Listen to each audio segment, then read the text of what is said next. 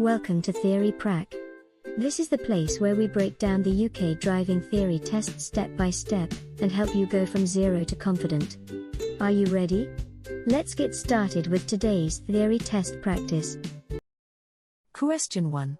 Where should you avoid overtaking? A. Just after a bend. B. In a one-way street. C. On a dual carriageway.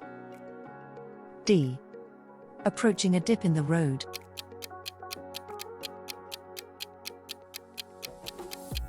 The correct answer is approaching a dip in the road. Dips in the road can block your view of oncoming traffic or other dangers. If you can't clearly see into the dip, don't attempt to overtake. Always wait until you have full visibility and you're sure the road ahead is safe before overtaking. Question 2. What should you do when you're approaching traffic lights that have been green for some time? A. Accelerate hard. B. Maintain your speed. C. Be ready to stop. D. Brake hard.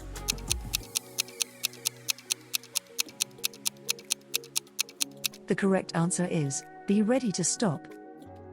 The longer a traffic signal remains green, the higher the likelihood it will change imminently. As you approach lights that have been green for an extended period, anticipate the possibility of a phase change and prepare to stop safely, rather than proceeding without caution. Question 3. Why should you never wave people across at pedestrian crossings? A. Another vehicle may be coming. B. They may not be looking. C. It's safer for you to carry on. D. They may not be ready to cross.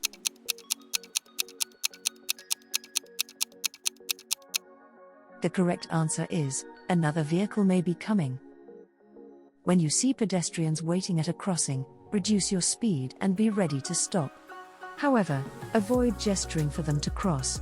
Another driver might not have noticed them, may not see your signal, or might be unable to stop in time, which could lead to danger. Question 4. On a road where trams operate, which vehicles will be most at risk from the tram rails? A. Cars. B. Cycles. C. Buses. D. Lorries.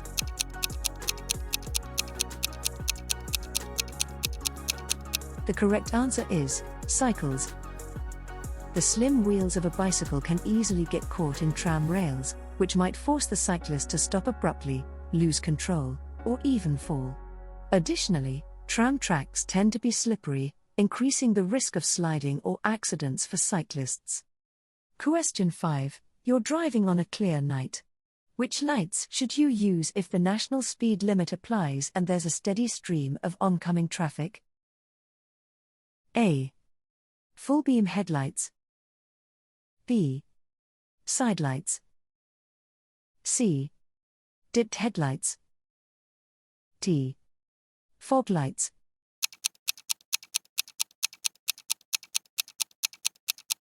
The correct answer is dipped headlights. Use your full beam headlights only when you are certain they won't dazzle or blind other drivers, cyclists, or pedestrians on the road. Always switch to dipped beams when there's oncoming traffic or when following another vehicle closely. Question 6. What's the purpose of road humps, chicanes and narrowings? A. To separate lanes of traffic. B. To increase traffic speed. C. To allow pedestrians to cross. D. To reduce traffic speed.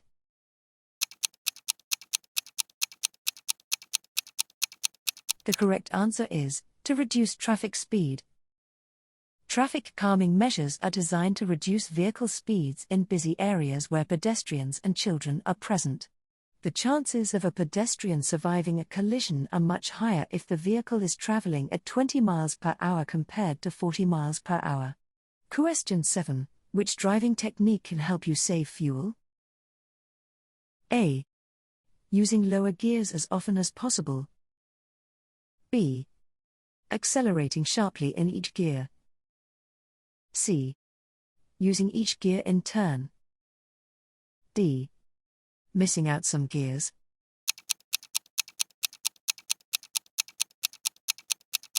The correct answer is missing out some gears. Skipping unnecessary intermediate gears when shifting, where suitable, can help you spend less time accelerating and braking. Since these phases consume the most fuel, using this technique improves your vehicle's fuel efficiency. Question 8. You're driving a vehicle that has anti-lock brakes. How should you apply the foot brake when you need to stop in an emergency? A. Slowly and gently. B. Slowly but firmly. C. Rapidly and gently. D. Rapidly and firmly.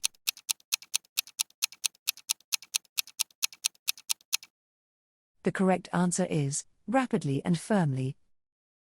In an emergency, you might need to stop quickly because of another driver's mistake or an unexpected hazard, like a child suddenly running onto the road. If your vehicle is equipped with anti-lock brakes, ABS, press the brake pedal firmly and hold it down until the vehicle comes to a complete stop. Question 9. What should you do if a driver pulls out of a side road in front of you, causing you to brake hard? A. Ignore the error and stay calm. B. Flash your lights to show your annoyance. C. Sound your horn to show your annoyance. D. Overtake as soon as possible.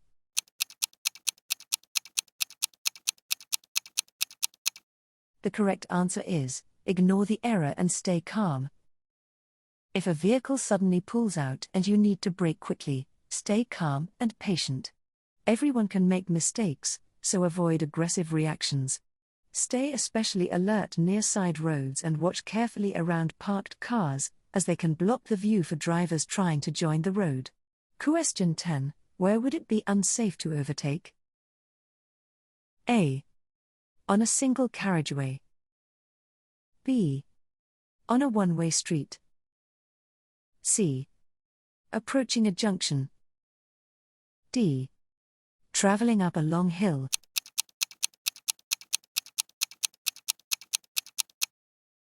The correct answer is, approaching a junction. You should overtake only when it's really necessary and you can see it's clear ahead. Look out for road signs and markings that show it's illegal or would be unsafe to overtake, for example, approaching junctions or bends. In many cases, overtaking is unlikely to significantly improve your journey time. Question 11. What should you do if you want to turn left at a junction where pedestrians have started to cross? A. Go around them, leaving plenty of room. B. Stop and wave at them to cross. C. Sound your horn and proceed. D. Give way to them.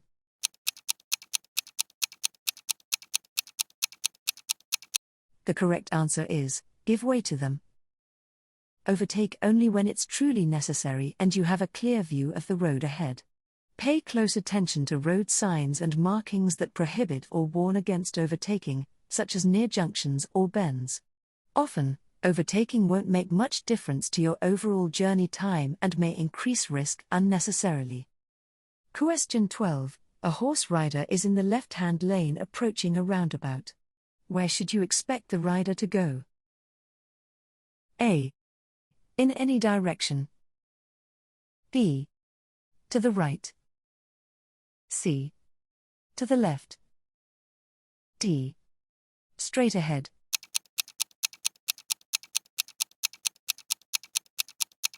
The correct answer is, in any direction. Horses and their riders usually travel slower than other vehicles. Because of this, they might not be able to move quickly across lanes to reach the right-hand lane before a roundabout. That's why you may see a horse and rider approach a roundabout in the left-hand lane, even if they intend to turn right. Question 13. You're about to reverse into a side road. What should you do if a pedestrian is waiting to cross behind your car? A. Wave to the pedestrian to stop. B. Give way to the pedestrian. C. Sound your horn to warn the pedestrian. D. Reverse before the pedestrian starts to cross.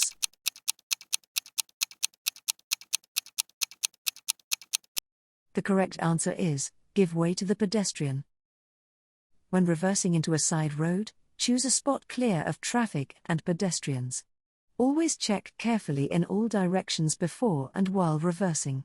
If pedestrians want to cross behind you, stop and let them pass safely. Avoid signaling them to cross by waving, honking, flashing your lights, or using any gestures that might confuse them and cause danger. Question 14. You're approaching a mini roundabout. What should you do if a long vehicle in front signals left but positions over to the right? A. Sound your horn. B. Overtake on the left. C. Follow the same course as the lorry. D.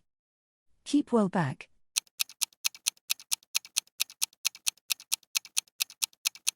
The correct answer is, keep well back.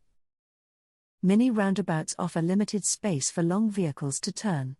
These vehicles may need to swing wide to complete the turn safely. Maintain a good distance behind them and avoid trying to overtake or move alongside while they are turning. Question 15. Why should you reduce your speed when you're driving or riding in fog? A. The brakes do not work as well. B. You'll be dazzled by other headlights. C. The engine will take longer to warm up. D. It's more difficult to see what's ahead.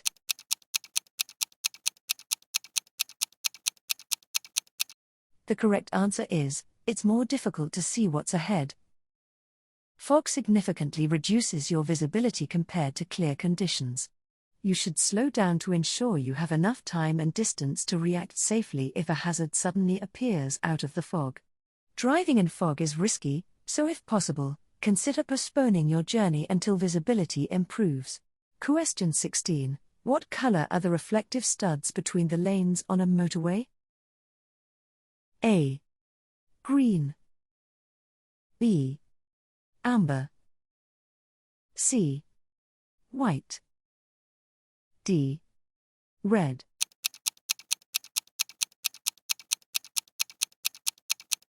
The correct answer is, red. White studs are positioned between lanes on motorways and reflect your headlight's light. They are particularly helpful during poor weather conditions when visibility is reduced, helping you stay within your lane safely. Question 17. You're on a 3-lane motorway. Which lane are you in if there are red reflective studs on your left and white ones to your right? A. In the right-hand lane. B. In the middle lane. C. On the hard shoulder. D. In the left-hand lane.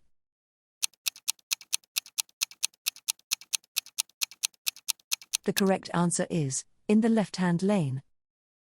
The colors of the reflective studs on the motorway and their locations are: red, between the hard shoulder and the carriageway; white, between lanes; amber, between the carriageway and the central reservation; green, along slip road exits and entrances; bright green/yellow, at roadworks and contraflow systems. Question 18. In England, Scotland and Northern Ireland, what will the speed limit usually be where you can see street lights but no speed limit signs? A. 30 miles per hour. B. 40 miles per hour. C. 50 miles per hour. D. 60 miles per hour.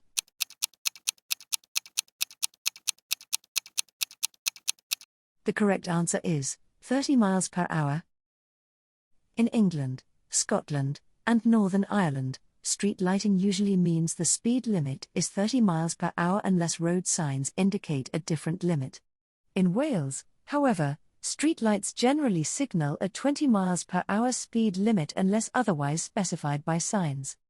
Question 19. Which road users benefit from token crossings? A. Car drivers and motorcyclists. B. Cyclists and pedestrians. C. Bus and lorry drivers. D. Tram and train drivers.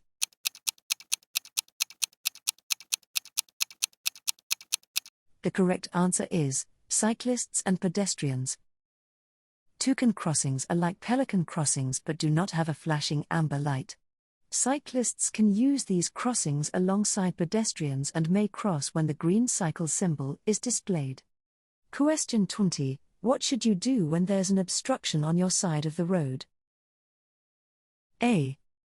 Carry on, as you have priority. B. Give way to oncoming traffic. C. Wave oncoming vehicles through. D. Accelerate to get past first.